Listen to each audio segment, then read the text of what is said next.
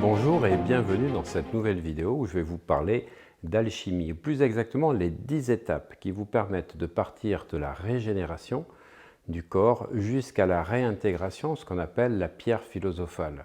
Ça, c'est le document que je donnais dans mes cercles d'alchimie, puisque j'ai créé des cercles alchimiques il y a plus d'une quinzaine d'années, où je travaillais donc sur le fait de travailler à la fois physiquement et spirituellement.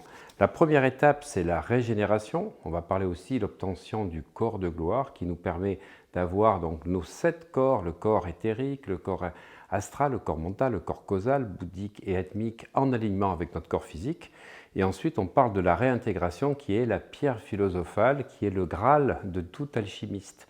Et donc l'alchimie spirituelle procède de ces 3 étapes. La première étape étant l'œuvre noire.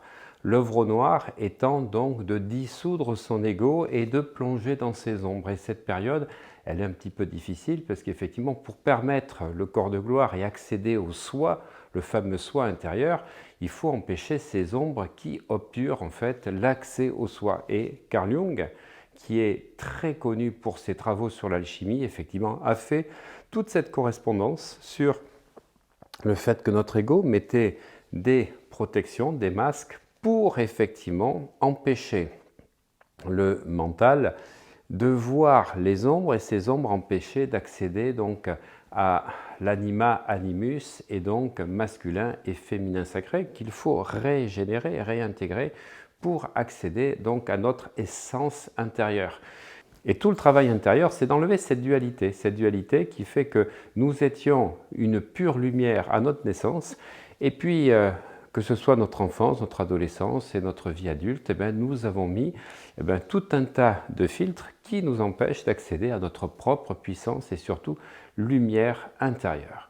Alors, je vais faire cette vidéo, la découper en 2 parties principale parce qu'effectivement elle sera un peu longue. Si vous êtes intéressé d'en savoir plus et de comprendre l'alchimie et surtout de faire un travail sur vous, j'ai une formation qui s'appelle donc le Kybalion ou la table d'émeraude avec de l'hypnose quantique pour pouvoir passer aux différents stades que j'énumère dans ces processus alchimiques que vous allez pouvoir découvrir et vivre grâce à l'hypnose quantique, vivre, on va dire, des intégrations et des sauts quantiques de nouvelles énergies avec de nouvelles conceptions et je vous expliquerai toute la connaissance que la table d'émeraude nous dévoile à travers donc ces différents symboles.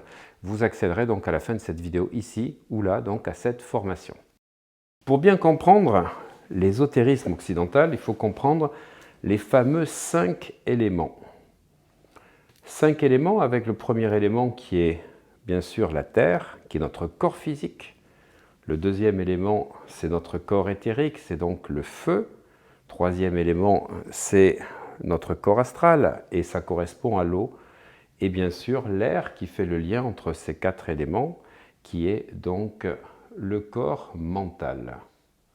Et puis il y a ce 5e élément dans lequel nous baignons tous les êtres vivants, également les êtres inanimés, les minéraux, la planète entière que l'on appelle l'éther. On aurait pu nommer l'éther différemment en faisant un mot composé des nominations des 4 éléments. Mais en français, cela aurait été trop long et pas prononçable de créer un mot qui se serait appelé eau, éther, air, feu. Ce mot eau, terre, air, feu. Pourtant, c'est comme cela que les Égyptiens de l'époque pharaonique ont agi. Ils ont pris les 3 mots, mer, ka et ba, et ils les ont mis dans le même chaudron, ils ont fait bouillir et ils obtiennent ainsi la Merkaba. Ce qui signifie que dans leur esprit, la Merkaba est à ces 3 mots ce que l'éther est aux 4 éléments. Le corps, ba, se met au service de l'esprit, ka, tous deux agissant sous l'impulsion de la parcelle divine qui est en nous, Mer, pour créer Merkaba. Autrement dit, pour nous remplir de divin de la tête aux pieds et pour nous éveiller totalement. Et l'alchimie, c'est ça, c'est réaliser la Merkaba, ou d'obtenir ce que l'on appelle le corps de gloire. Les grands maîtres de tous les temps ont appelé l'éveil de ce qui est et demeure immortel en nous. Et cet éveil de notre corps de gloire est l'authentique et sublime voie initiatique. Le corps de gloire est constitué de 10 centres d'énergie qu'il faut éveiller. Au fur et à mesure que vous éveillez votre corps de gloire, vous pourrez le constater vous-même, votre corps physique se modifiera. C'est normal puisque tout est lié, puisqu'il n'y a pas de barrière, sauf celle que l'on dresse soi-même entre le corps, l'esprit et l'âme. Nous sommes une tri-unité, ou du moins c'est ce que nous sommes appelés à devenir. Au fur et à mesure que nous réalisons le corps de gloire, nous absorbons beaucoup plus de lumière divine jusqu'à s'identifier à chaque instant sans avoir rien à faire. Et cette lumière est certes spirituelle, mais aussi bien réelle, même si elle est invisible, mais notre vue perçoit certaines vibrations lumineuses. La nature spirituelle de la lumière divine va embraser notre âme, tandis que sa nature physique va nourrir notre corps et la réorganiser de manière beaucoup plus harmonieuse. En fait, nous avons 12 étapes successives que nous retrouvons un petit peu dans les 12 travaux d'Hercule pour passer ces 10 étapes. Vous me direz, il y a 10 centres, mais il y a 12 étapes. Oui, parce que la première étape est une purification préalable et la dernière est une confirmation. Et chacune des 10 autres ouvre un centre. La première étape est celle de la purification spécifique à l'éveil du corps de gloire. Vous allez ressentir lors de votre travail intérieur que chaque jour, votre corps physique devient de moins en moins dense. Non pas comme si vous étiez gonflé à l'hélium ou en apesanteur, mais c'est plutôt une sensation dans votre corps, vous êtes moins en conflit avec lui, et c'est une sensation qui est agréable, avec un sentiment de liberté qui va croissant et qui est exaltant. Parce que dans le cerveau, qui est divisé, vous le savez maintenant, en deux hémisphères, le droit et le gauche étant celui de la raison, de l'intellect, et le droit étant celui de l'intuition, des grandes émotions, de l'inspiration, eh bien, vous avez en fait cette réintégration de ces deux hémisphères, parce que jusqu'à présent, un était plus développé que l'autre, se montrant tyrannique vis-à-vis de l'autre. Si c'était le cerveau gauche qui était plus tyrannique, vous êtes hyper rationnel. Vous pouvez résoudre des problèmes très abstraits, des problèmes de maths, beaucoup plus vite et beaucoup mieux que les autres, mais vous avez le cœur sec, vous êtes intransigeant, vous êtes borné. Vous n'aimez pas la poésie et ce qui est inutile. Si c'était le cerveau droit qui l'emportait excessivement, eh bien en fait vous écoutez bien vos intuitions, mais vous avez un cœur gros comme ça, vous êtes attiré par tout ce qui est beau, tout ce qui est agréable, mais vous êtes submergé par les émotions qui sont insuffisamment filtrées par le cerveau gauche. Vous avez du mal à avoir de la suite dans les idées, vous papillonnez et vous vous laissez guider sans fil conducteur dans votre vie. En fait, ce qui est important dans cette première étape, c'est de réconcilier le cerveau droit et le cerveau gauche. Alors, ça ne va pas faire de vous une personne réalisée, mais une personne parfaitement équilibrée, qui sera à la fois sensée, ouverte, juste, mais compatissante. Et c'est au cours de cette première étape que les deux cerveaux doivent se réconcilier. Alors, cette étape ne va pas se faire en une seule fois, en un seul jour, en une seule semaine et en un seul mois. Ce n'est pas un changement vraiment physique, c'est un changement de l'ordre de la personnalité, avec des changements qui vont commencer à se mettre au niveau émotionnel et qui vont se perpétuer jusqu'à la deuxième, troisième, quatrième étape. En fait, au niveau de votre glande pinéale, qui est le siège du troisième œil, et la glande pituitaire, qui est celle du septième chakra, des changements vont commencer à se mettre en route qui permettent d'observer la lumière extérieure, qui est en fait l'énergie de ces deux chakras, pour les modifier. Alors, durant cette première étape, si vous allez aller de mieux en mieux dans votre tête et dans votre corps, celui-ci va se purifier. Vous pouvez avoir des rhumes, des diarrhées, des éruptions cutanées, des nausées. C'est normal, c'est le corps qui se purifie de toutes les toxines qui l'embourbent. Durant cette période, faites attention à ce que vous mangez. Mangez plus végétal, un régime purificateur qui pourrait se faire avec une cure de riz par exemple. Et puis quand vous allez aborder la deuxième étape, votre corps éthérique prend de plus en plus de lumière en provenance de l'élémentaire, d'où la nécessité d'être ancré. Et comme le corps éthérique reçoit de la lumière de l'élémentaire, que dans les cultures incas on appelle Pachamama, votre dette karmique s'allège. Le poids de votre dette karmique vous pèse moins. Votre corps émotionnel, votre corps mental, votre corps spirituel commence à s'éveiller. Il y a ainsi des rotations d'énergie qui se produisent dans leur structure géométrique. Vous avez un peu de fatigue, mais ça va passer.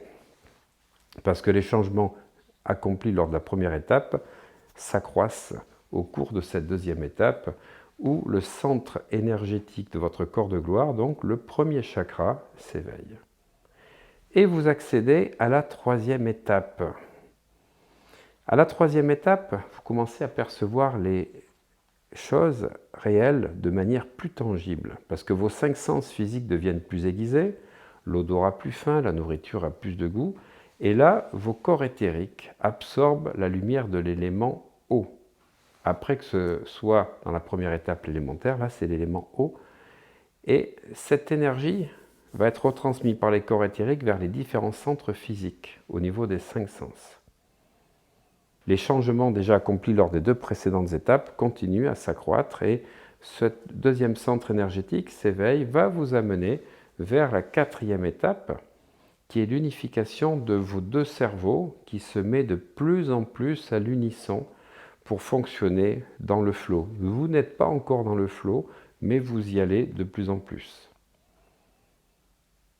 Les diverses énergies qui parcourent habituellement votre corps sous l'impulsion de la lumière en provenance de l'élément eau commencent à procéder à des échanges chimiques et électromagnétiques. Maintenant, au-delà de votre odorat, c'est surtout votre vue et votre ouïe qui coopèrent mieux. Vous ressentez l'envie de vous lâcher un peu, de vivre à fond vos désirs et vous commencez à avoir des éclairs de télépathie, de clairvoyance, à ressentir l'amour du genre humain, ce qu'on appelle l'empathie. C'est dans votre corps émotionnel que les transformations sont les plus importantes. En accédant à la 5e étape, votre esprit et son serviteur, le corps, commencent vraiment à s'unir avec votre âme. La principale marque de cela, c'est que vos rêves, qui sont inspirés par la lumière de l'élément air, deviennent plus clairs, vous les comprenez mieux.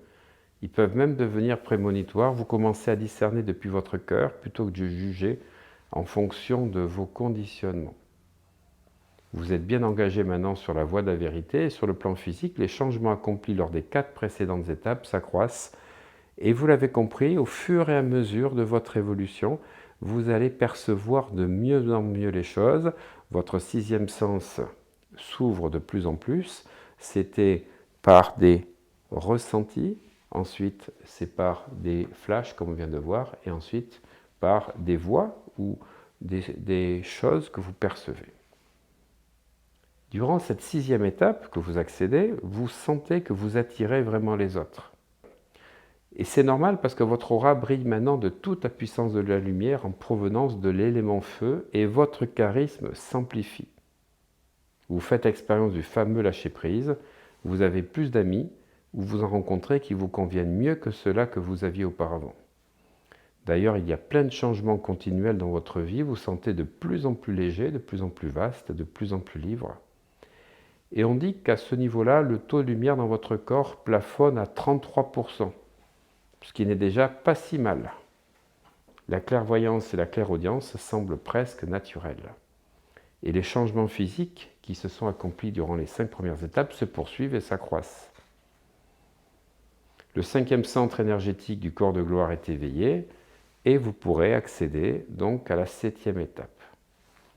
Dans la 7e étape, la lumière en provenance de l'éther frappe directement le chakra du cœur.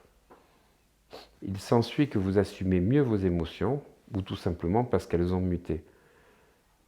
J'insiste souvent dans mes ateliers sur le fait que la gestion des émotions est une étape importante montrant le niveau que vous avez atteint, auquel vous accédez.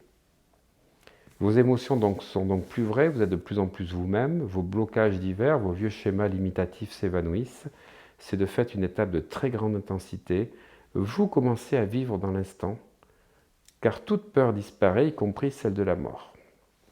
Les glandes pinéales et pituitaires sont pratiquement ouvertes et le cerveau gauche se réconcilie de plus en plus avec le cerveau droit pour continuer à évoluer dans ce que vous allez vivre plus tard, le flow. À ce niveau-là, souvent on change de régime alimentaire pour effectivement être de plus en plus aligné avec notre corps physique et éthérique, et on a un net dégoût pour l'alcool, le tabac et les excitants. Dans la 8e étape, ce sont les 7 lumières énergétiques en provenance des 7 planètes visibles à l'œil nu qui commencent à vous parvenir. Vous percevez de plus en plus la maîtrise en vous. Vous commencez à comprendre qu'il y a quelque chose de plus grand que vous qui vous anime. Vous êtes conscient de l'immensité des multiples dimensions de la nature. Vous savez que vous pouvez vraiment devenir qui vous voulez être. Vous arrêtez d'agir par obligation et vos paroles proviennent vraiment de votre cœur et de votre âme. Vous baignez dans la sérénité. Sur le plan physique, les glandes pinéales et pituitaires sont pratiquement totalement ouvertes. Elles vont commencer à changer de forme et en travaillant ensemble, les alchimistes parlent de l'arc d'alliance. C'est-à-dire que c'est comme un arc-en-ciel lumineux qui se courbe depuis le sommet de la tête jusqu'au 3e œil et qui sert ainsi à décoder tout langage provenant de dimensions supérieures. Les graines de cristal triangulaires situées dans le front ainsi que les cristaux enregistreurs du côté droit du cerveau sont activés. Et la réconciliation du cerveau gauche et du cerveau droit se poursuivent à toute vitesse maintenant, car elle va se produire à l'étape suivante. Lors de la 9e étape, c'est la lumière en provenance de notre galaxie qui est à l'œuvre. Votre esprit parle maintenant lumière, vous êtes entré dans la reliance et plus du tout dépendant de l'opinion des autres. Vos intentions, vos motivations, vos actes vivent exclusivement ce qu'il y a de plus élevé et s'y conforme. Du lâcher-prise, vous êtes passé à l'extase. À ce stade, c'est la lumière divine qui détermine vos revenus, votre travail, qui partage votre vie, absolument tout. La réconciliation du cerveau gauche et du cerveau droit est achevée. Certains appellent cela la mort de l'ego, mais selon moi, cette expression n'a pas de sens, parce que l'ego ne disparaît vraiment qu'avec la mort de l'individu.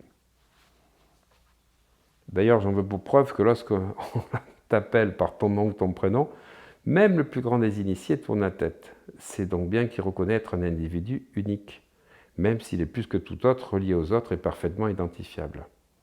En fait, c'est la boursouflure de notre ego qui se dégonfle comme une baudruche. La réconciliation du cerveau gauche et du cerveau droit peut être considérée comme une première étape de la réalisation du corps de lumière.